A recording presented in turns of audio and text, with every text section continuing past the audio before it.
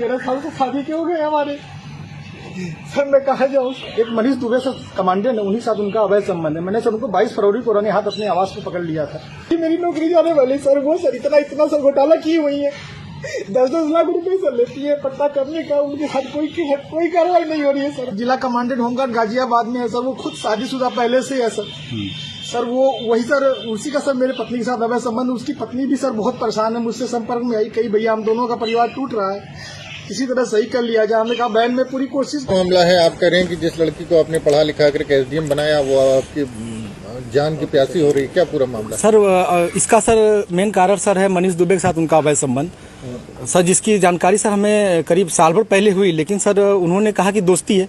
खैर सर हमारी पत्नी सर एसडीएम थी, उस समय इलाहाबाद प्रयागराज में सोराम तहसील में रही, तो मैंने कहा सर बड़े पद पे हैं, दोस्ती तो हो सकती सर, अधिकारियों से बात साथ बैठना उठना हो, तो मैंने सर उन्होंने मैं ये कह के टाल दिया, तो सर मैंने ध्यान नहीं दिया। सर इसकी भनक सर मुझे उसका ये जो शक था वो विश्वास सर 22 फरवरी को हुआ, जब मनीष दुबे गाजियाबाद से चलकर सर मेरे आवास एलनगंज स्थित सरकारी आवास पे आया और इनके साथ एक साथ कमरे में मैंने इनको देखा अवैध संबंध बनाते हुए। तब से सर ये मनीष दुबे और ज्योति मौर्य मेरे जान के पीछे पड़ गई हैं। कौन है, पूरी कहानी बताइए, क्या मामला है? सर 2010 में ज्योति मौर्य के साथ मेरी शादी हुई सर।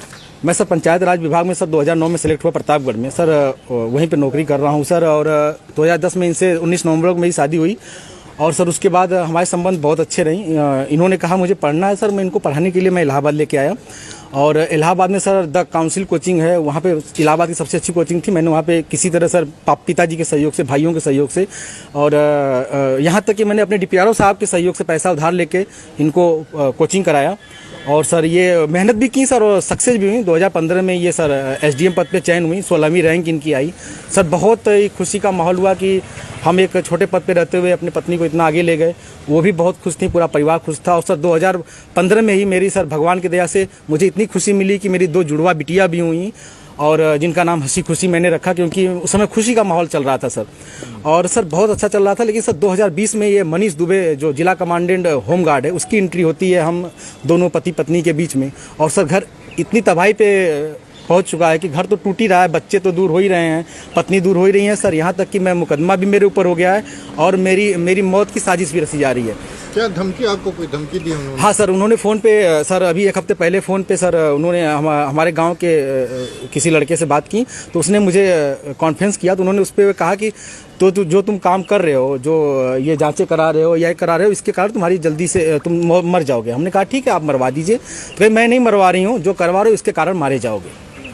हत्या की धमकी दी है? जी सर, हत्या की। और सर उनका भाई सर सचिन मौर्य है सर, वो मेरे घर से सर रखे मेरे काफ़ी जो कुछ पैसे थे, जेवरात थे, वो सर लेके चला गया। मेरे सर उसकी वीडियो बना के भेजा कि मैं लेके जा रहा हूँ, जो करना हो कर लीजिए। और सर मुझे चैटिंग लिख के भेजा है कि आपका व्हाट्सअप सब कुछ गायब कर दूंगा, हैक कर लिया हूँ, जो सेव करना हो सेव कर लीजिए।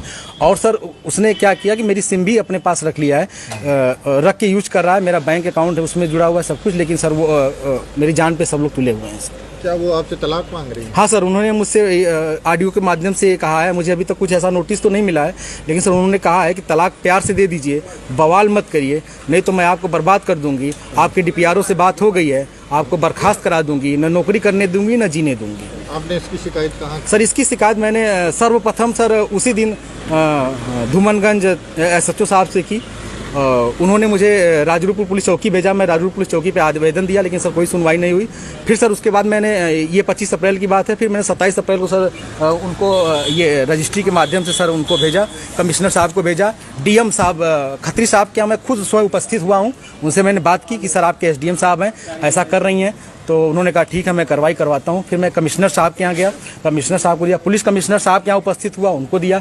फिर कहीं सुनवाई नहीं हुई तो सर मैं डीजीपी साहब के पास गया, डीजीपी साहब ने मेरे बात को संज्ञान में लिया, लेकिन फिर भी सर आवेदन ले लिया गया, कोई कार्रवाई नहीं हुई।